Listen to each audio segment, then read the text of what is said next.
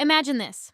You are the most admired, elegant, and high society woman in Imperial Russia. Every eye is on you the moment you step into a ballroom. You have immense wealth, a highly respected husband, and a son you love more than life itself.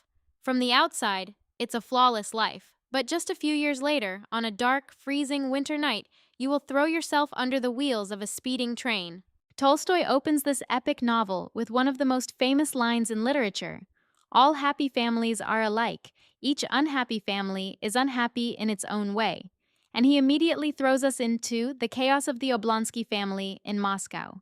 The head of the house, Stepan Oblonsky, who happens to be Anna's brother, has cheated on his wife, Dolly, with the French governess.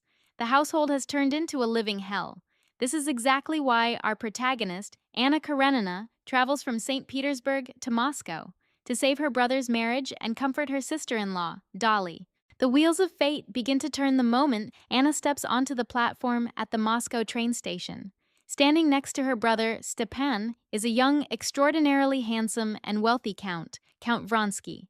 When Anna and Vronsky's eyes meet for the very first time, an electric spark ignites between them, so intense that even the freezing Russian cold seems to vanish. But right at that moment, an ominous tragedy strikes. A railway worker is accidentally crushed to death by a train. Anna watches in horror and whispers, "It is a bad omen." What she doesn't know is that this death is a dark mirror reflecting her own future. Now, let's introduce a crucial parallel storyline. Dolly's young and innocent sister, Kitty. Kitty is walking on sunshine because she believes Count Vronsky is madly in love with her and about to propose. Because of this expectation, she brutally rejects a marriage proposal from Konstantin Levine, an honest, traditional country landowner who worships the ground she walks on. Heartbroken, Levine retreats back to his rural estate. Then comes the grand Moscow ball. While Kitty is eagerly waiting for Vronsky to dance with her, Anna Karenina enters the room. That night, Anna isn't dressed in the color of innocence, but the color of pure passion, a breathtaking midnight black velvet gown. Vronsky completely forgets Kitty's existence and spends the entire night dancing exclusively with Anna. Kitty is left devastated, her pride and hopes shattered. Terrified by the dangerous pull she feels toward Vronsky, Anna cuts her trip short. She has mended her brother's marriage, but a dangerous fire has started in her own soul. She immediately boards a train back to her safe life in St. Petersburg, back to her husband, Alexei Karenin, and her beloved son, Seryozha. But you cannot run from destiny. Mid-journey, a ferocious blizzard strikes. Anna steps out onto a platform during a brief stop to catch her breath, and out of the swirling white chaos of the snow, a shadow emerges. Count Vronsky. He followed her. When a stunned Anna asks, "Why are you here?" Vronsky delivers a line that sends chills down the spine. "I am here to be where you are. I had no choice." Despite her logical mind screaming no, Anna's heart completely surrenders to the passion. Arriving in St. Petersburg, Anna is met by her husband, Alexei Karenin. Karenin is much older than her, a high-ranking government official who lives strictly by societal rules, logic, and public opinion. He is practically a human robot. Seeing him on the platform, Anna notices something for the very first time.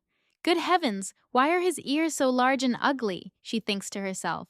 In reality, it isn't his ears that are ugly, it is her sudden, deep-seated revulsion toward his cold, loveless world coming to the surface. The inevitable happens. No matter how hard she fights it, Anna cannot resist Vronsky's persistence.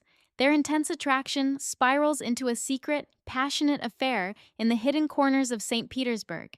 Tolstoy describes the consummation of their love with haunting depth.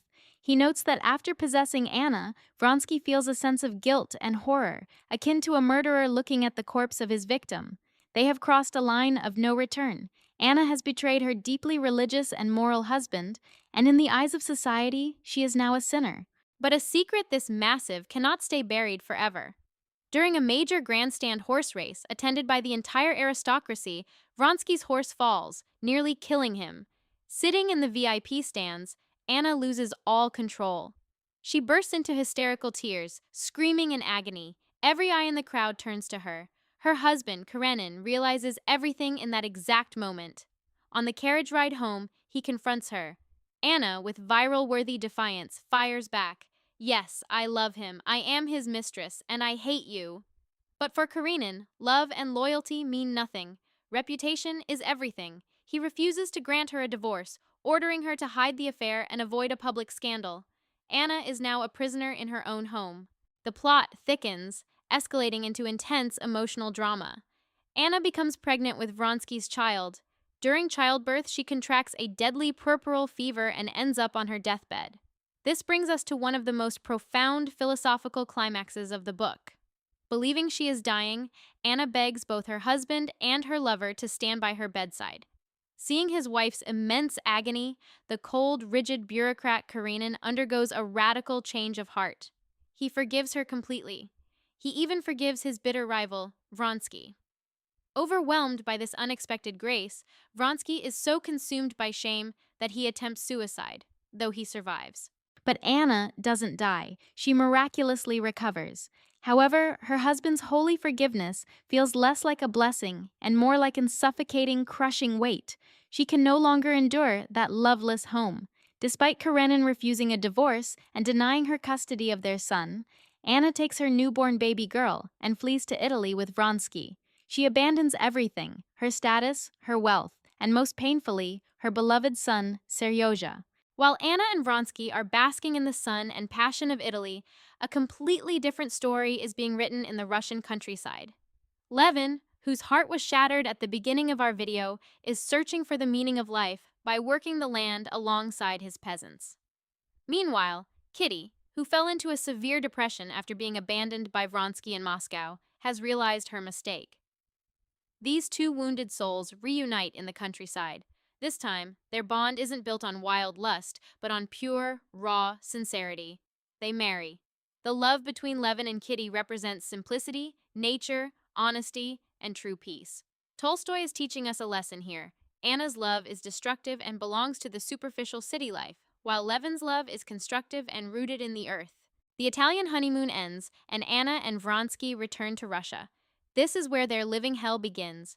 Russian high society is deeply hypocritical. As a man, Vronsky faces zero consequences. He is still invited to clubs, parties, and balls.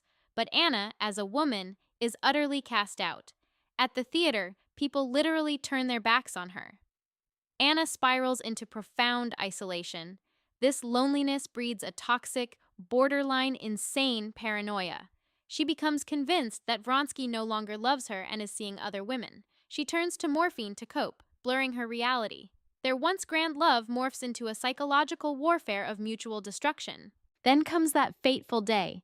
Following a massive, screaming match with Vronsky, Anna storms out and heads to the train station, the very place where everything began.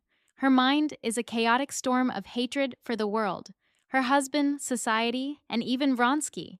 Walking along the platform, she remembers the railway worker who died before her eyes years ago. "I will punish him, and I will escape them all," she whispers to herself.